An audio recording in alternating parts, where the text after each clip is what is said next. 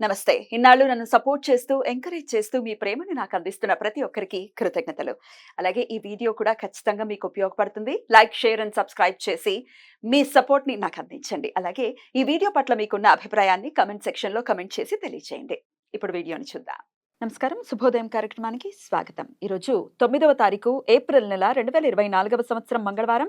ముందుగా ప్రేక్షకులకి శ్రీ క్రోధినామ సంవత్సర ఉగాది శుభాకాంక్షలు. శ్రీ క్రోధినామ సంవత్సరం ఉత్తరాయణం వసంత ఋతువు. ఈరోజు క్రోధినామ సంవత్సర చైత్రమాస శుక్లపక్ష పాడ్యమి తిథి రాత్రి 8:30 వరకు తదుపరి విధియా తిథి. రేవతి నక్షత్రం ఉదయం 7:32 వరకు తదుపరి అశ్విని నక్షత్రం. రేపు రాత్రి తెల్లవారుజామున 5:06 వరకు ఆపై భరణి నక్షత్రం.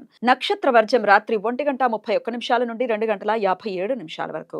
అమృతకాలం రాత్రి 10:38 నుండి 12:04 వరకు.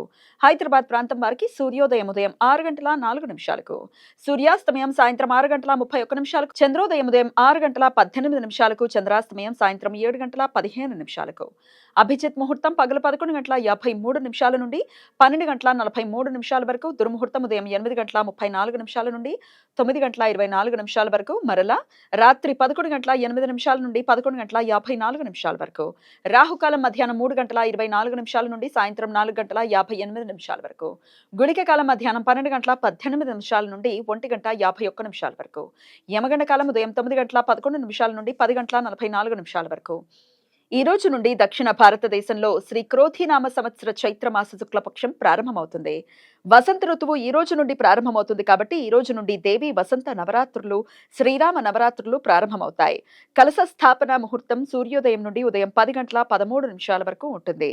తెలుగు పంచాంగముల ప్రకారం ఈ రోజు నుండి శక సంవత్సరం 1946 చాంద్రమాన క్రోధినామ సంవత్సరం ప్రారంభమవుతుంది.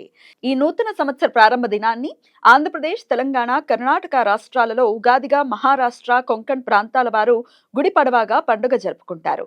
ఈరోజు శ్వేత వరాహ కల్పాది. ప్రతి కల్పాది రోజున పితృదేవతలకు శ్రార్థ విధులను నిర్వర్తించడం సాంప్రదాయం. ఈరోజు ఇష్టి వైష్ణవులు నిన్న అన్వాధానం రోజు ఉపవాసం ఉండి ఈ రోజు యజ్ఞం చేస్తారు. మంగళవారం అశ్విని నక్షత్ర కలయిక ఉండటం చేత సర్వార్థ సిద్ధి యోగం, అమృత సిద్ధి యోగాలు ఈ రోజు ఉదయం 7:32 నుండి రాత్రి తెల్లవారుజామున 5:06 వరకు ఉంటాయి.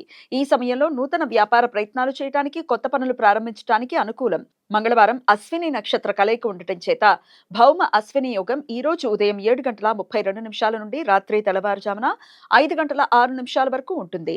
మృత్యు భయం కంటే భయంకరమైన మహామృత్యు భయం నుండి బయటపడటానికి భక్తులు దేవి అథర్వ శీర్ష పారాయణం చేస్తారు. ఈ సమాచారాన్ని మనకందించిన వారు మేడికొండూరు విశ్వనాథ్ ప్రసాద్ గారు. ఆయనకు కృతజ్ఞతల్ని తెలియజేస్తూ నారాయణ స్మరణతో సమస్త సన్మంగళాని భవంతు. నమస్కారం.